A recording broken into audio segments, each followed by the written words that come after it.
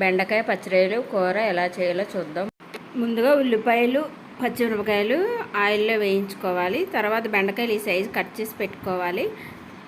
వేరే పెనం తీసుకొని దాంట్లో ఈ బెండకాయలు ఆయిల్ వేసి కొంచెం పసుపు వేసి బెండకాయలు వేయించుకోవాలి. ఇలా వేయించడం వల్ల జిగురు పోతుంది అన్నమాట. హై ఫ్లేమ్లో ముందుగా 2 నిమిషాలు వేయించుకుని తర్వాత స్లో ఫ్లేమ్లో తర్వాత ఈ ఉల్లిపాయలు వేగిన దాంట్లో పచ్చిరొయ్యలు కూడా వేసేసుకుని ఇవి కూడా వేయించుకోవాలి. మధ్యలో ఒకసారి బెండకాయలను అలా అటు ఇటు కలుపుకోవాలి సిమ్లో పెట్టి.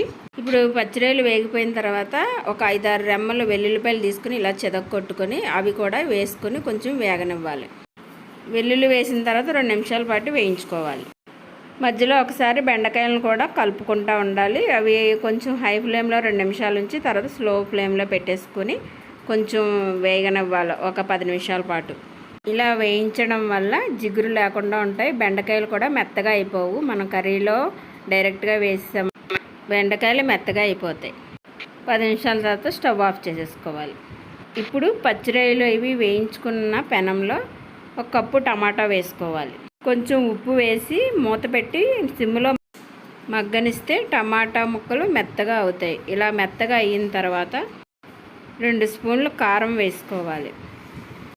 కారం వేసి బాగా కలిపి తర్వాత కొంచెం 1 కప్పు వాటర్ వేసుకొని బాగా కలిపి దీంట్లో వేయించుకున్న బెండకాయలు వేసేసుకోవాలి.